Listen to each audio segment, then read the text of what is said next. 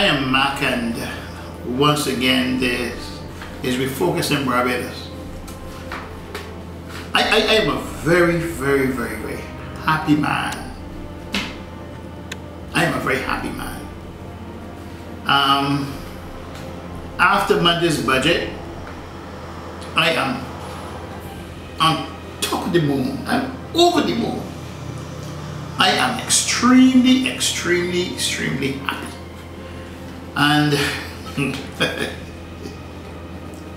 I got one of the most wonderful gifts for the year on Tuesday afternoon. Mia, thank you. Mia, thank you. You were excellent. You knocked the ball out the park, Mia. Mia, you did it. You did it. Mia, you should have heard me on Tuesday while you were speaking. I was saying, go, Mia, go, Mia. This is the stuff that leaders are made of. You were excellent. And that speech, that response to the budget, elevated your status. You looked prime ministerial. You were in control. You exuded confidence. And what I liked about it, I saw some discipline. And I've always talked about discipline because, as I've said before, if the leader is disciplined, the troops will be disciplined. And the batting lineup of the Barbados Labour Party, they were on the ball. Look, the Barbados Labour Party, they're back through the order. There's no doubt about it.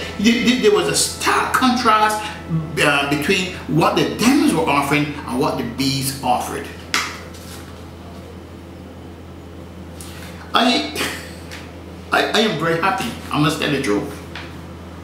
This is where I wanted you to be, Mayor.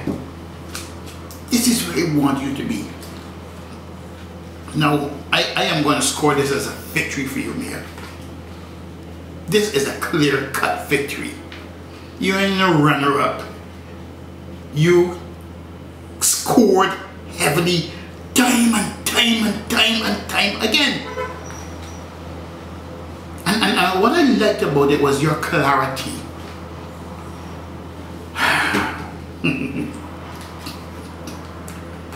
I would say now that puts you in the mold of really traditional Barbados Labour Party leaders.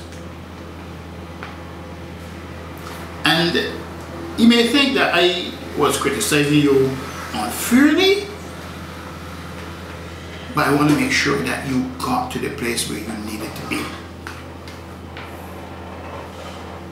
And I am going to be the first to congratulate you on a job well done. It was a fantastic job. And it set a lot of towns wagging. It did. It was the buzz. I talked about it all Tuesday night, all Wednesday, all Thursday, even today I'm talking about it.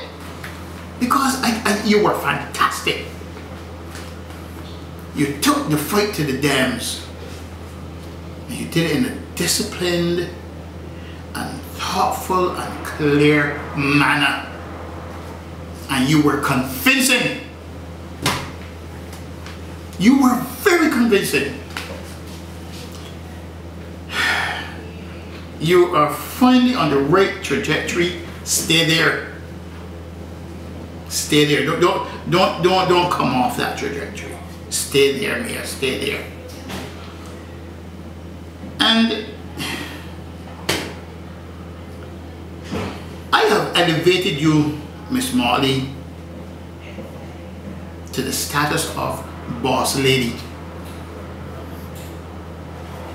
Yes, ma'am. You demonstrated to me on Tuesday that you could be the boss lady. You could behave like the boss lady. I have no reservations in classifying you as the boss lady because you shone like a boss lady. I want to look at some of the real positives coming out of that budget debate. Maria Agard. Dr. Maria Agard. Maria was, let me put it this way, she was sweet. She came across as passionate, caring, and sincere. I enjoyed that contribution, Dr. Agard. It's nice to see that kind of touch in Parliament. And I sat there and I could not help wondering, what a sweet woman. What a sincere woman. You appear to be so sincere, and as a stark contrast for what we were getting for a long time in Parliament. It is a real wonderful diversion from what we've been offered over the past few years. Dr. Agard, listening to you made great listening. I enjoyed your contribution. Then I got the opportunity to listen to my friend Cynthia Ford. We call her Cynthia. Cynthia represents the grassroots in politics. There's no doubt about it. And listening to Cynthia Ford reminded me of something that is missing in politics today. We need more grassroots people in politics. And the kind of touch and approach that Cynthia Ford brings to politics is refreshing. It is so different. I might be biased because I love Cynthia Ford. I knew Cynthia Ford for the time I was a very young boy, a little boy living in Nash Mahal. So I biased, and I can't say I am biased. I'm afraid this is all I'm biased. But Cynthia, I love that approach, and I have always admired you. You have not been tarnished. You haven't lost that touch and that connection with people. You talk to people who have come in contact with Cynthia Ford as a teacher, and they all would tell you the same thing. What a wonderful teacher she is. She cares for her students, and you can see it coming out in her contribution. But after all of that, it made me a bit sad at the end of it when I listened to Mr. Arthur. He was a class act. Mr. Arthur, despite Miss Motley's fabulous contribution, despite her wonderful and dynamic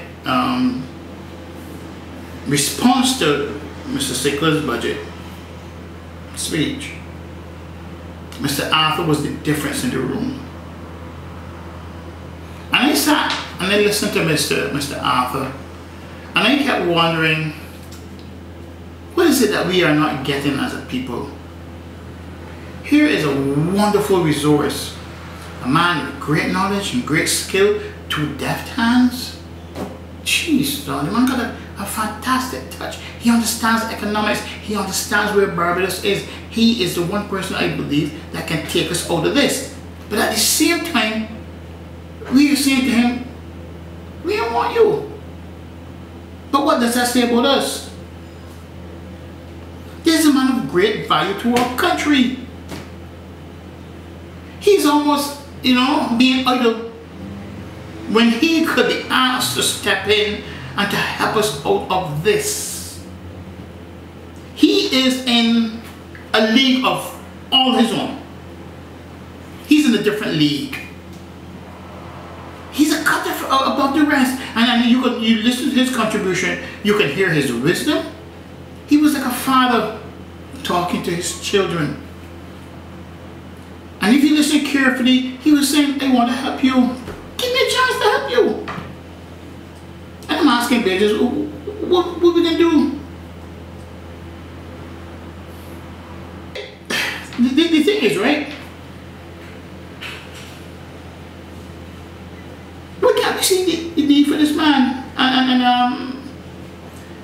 after listening to David come along, you don't want to disregard the nonsense, the rubbish that he in that article that he wrote something about in Barbados today. And then you look at Peter Polster, who is trying to retire Mr. Arthur at a time when we need Mr. Arthur. Yeah, so this is a set of foolishness. We don't have to do that. We don't need to do that. Why would you want to take a man we want to take this gentleman that the Caribbean sees as a wonderful resource and saying to him, come help us, and we were saying to him, we don't want you, we don't want you. You know, and as Mr. Arthur spoke, as we used to say in cricket when we were small, not a man moved. Such was the weight of his contribution. It seems as though we can be okay knighting him as Sir Owen Arthur, then asking him to come back and do what he does best. Put money in our pockets. When people have money in their pockets, they become less of a burden on the society and on the government. We need serious reform. And we can begin the conversation of having serious reform. And we can ask this man, listen, come and help us with this. There's so many positives that we can derive from having Mr. Arthur, taking charge of this economy. One, he's going to hit the ground running. Two, he will focus on debt restructuring, while putting money in our pockets to pay our bills, feed our children and educate our children, and so that we can have some left that we can save for a rainy day. But the question is, do we have the courage to do this? Are we big enough to do this? I don't think we should allow this great asset to go to waste. When you have an asset, you put your assets to work. You put your assets to work for you.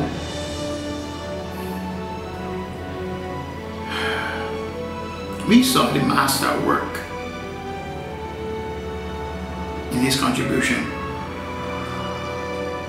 Don't let this opportunity slip by. Seize Mr. Arthur now. Summon his knowledge, experience, and skill. We will be the better for it. Thank you. This has been Refocusing Barbados, and once again,